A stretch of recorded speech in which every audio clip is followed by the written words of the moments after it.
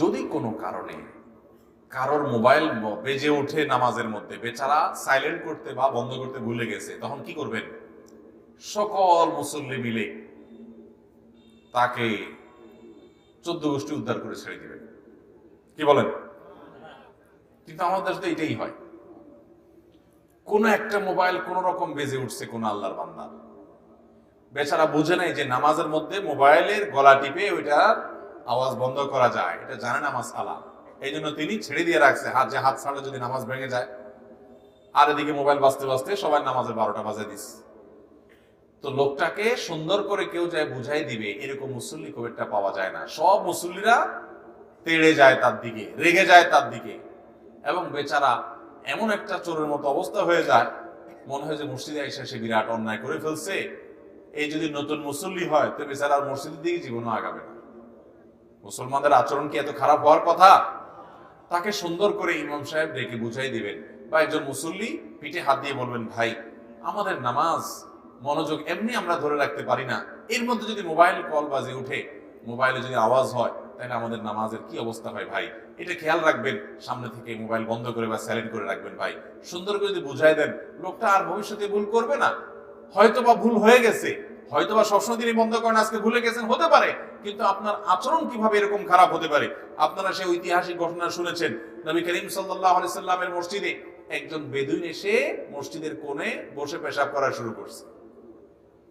সাহাবীরা তো দেখে আশ্চর্য হয়ে গেছে, আরে মসজিদের কোণায়, মসজিদের ভিতরে বসে পেশাব শুরু করছে। তারা তাকে ধমক দিতে গেছেন। নবী করিম সাল্লাল্লাহু আলাইহি সাল্লাম তখন সাহাবীদেরকে বললেন, দাউহু লা তুসরিমু, তাকে ছেড়ে দাও, পেশাব করতে দাও, ধমক দিও না। দেখেন মসজিদে পেশাব করতেছে, নবী করিম সাল্লাল্লাহু আলাইহি সাল্লাম বলেছেন তাকে করতে দাও, ধমক দিও না এই টাইমে। কারণ এই টাইমে পেশাব যদি হঠাৎ করে বন্ধ করা হয় ধমক দিয়া, বেচারা অসুস্থ হয়ে যেতে পারে, পেশাবের রোগ হয়ে যেতে পারে, পেশাবের রাস্তা ব্যথা হয়ে যেতে পারে, টনটনে হতে পারে, নানা রকম অসুবিধা হতে পারে, ইনফেকশন হতে পারে, অসুবিধা তৈরি হতে পারে। নবী করিম সাল্লাল্লাহু আলাইহি সাল্লাম বলেছেন তাকে ধমক দিও না, তাকে করতে দাও। এরপর সাহাবীরা সবাই ফেরত চলে আসলেন। লোকটা পেশাব করলেন মন ভরে, মসজিদে নববীতে। চিন্তা করেন, নবীজি সাল্লাল্লাহু আলাইহি সাল্লামের মসজিদে পেশাব করছে মন ভরে, পুরো পেট খালি করে পেশাব করছে। পেশাব করা শেষ হওয়ার পর নবী করিম সাল্লাল্লাহু আলাইহি সাল্লাম লোকটাকে ডাকলেন। এই লোকটা মূলত ছিল বেদুইন। আরবের মরুভূমির ভিতরে যারা বসবাস করে, কোনো কালচার বুঝে না, তারা যেখানে থাকে ওখানে আশেপাশে মরুভূমিতে পেশাব পায়খানা করে, তারা এগুলো বুঝে না। একেবারে জঙ্গলের ভিতরে থাকা মানুষ যেরকম কালচার বুঝে না, মরুভূমির ভিতরে এরকম যাযাবর মানুষেরা যারা থাকতো, তারা শহরের কোনো কালচার বুঝতো না।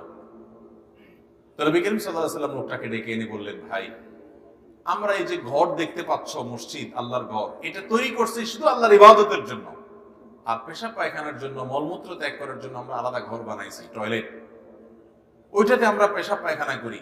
এই জায়গাটা পরিচ্ছন্ন রাখার জন্য আমরা এখানে পেশাব পায়খানা করি না, এটা আল্লাহর ঘর শুধু ইবাদতের জন্য করেছি। লোকটাকে সুন্দর করে বুঝাই দিলেন।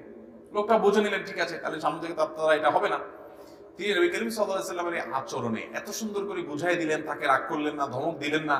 এই জন্য খুশি হয়ে লোকটা, ওই যে বেদুইন মানুষ, তো একটা দোয়া করছে আল্লাহর কাছে, আল্লাহুম্মা রহমনি ওয়া মুহাম্মাদা ওয়া লা তারহাম মা'ানা আহাদা।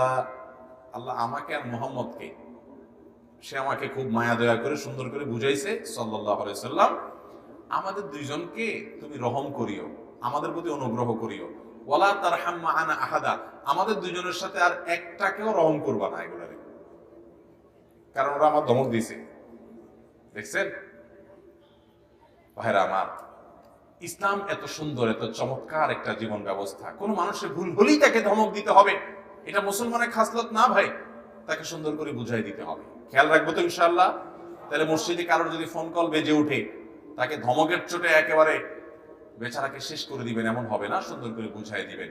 একবার ভালো করে যদি বুঝাই দেওয়া হয়, আশা করা যায় সে সামনে খেয়াল করবে। আর আমরা যারা মোবাইলে হঠাৎ করে কল বেজে উঠে সাইলেন্ট করতে ভুলে যাই, তাদেরও খেয়াল রাখা উচিত।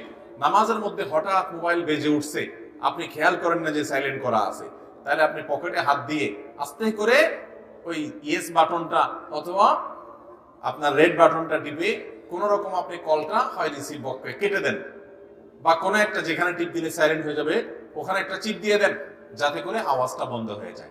এতটুকু কাজ করলে আপনার নামাজের কোনো ক্ষতি হবে বরং ওইটা করাই আপনার কর্তব্য, কারণ সবার নামাজের মনোযোগ যাতে নষ্ট না হয় এজন্য তাড়াতাড়ি করে ওইটা বন্ধ করে দিবেন, মোবাইলে গলা চিপে দেবেন। হ্যাঁ, অনেকে আবার মোবাইল বের করে রীতিমতো দেখাদেখি করে যে নামাজের মধ্যে কোন বেয়াদবে আমারে কল দিল। তো অত বেশি দেখাদেখি করতে গেলে আবার নামাজ নষ্ট হয়ে যাবে। এসব দেখাদেখি করা যাবে না। মোবাইলের পকেটের মধ্যে রেখে বা হাতটা ঢুকাই দিয়ে আস্তে করে সাইলেন্ট করে আবার নামাজ শুরু করবেন, এতে কোনো অসুবিধা হবে না ইনশাআল্লাহ। আমরা অনেকে না বোঝার কারণে দেখা যায় কল আসতেই আছে, রুকু করে সিজদা করে দাঁড়ায়, নিজেরও ভিতরে অবস্থা খারাপ হয়ে যাচ্ছে, অন্য মুসল্লিদের নামাজ শেষ। ঠিক না ভাই? ঠিক।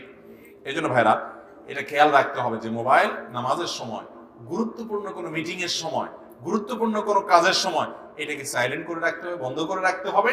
কারো ভুল হয়ে গেলে তাকে সুন্দর করে বুঝাই দিতে হবে এবং নামাজের মধ্যে কল চলে আসলে আস্তে করে বন্ধ করতে হবে। এটা একটা আদব।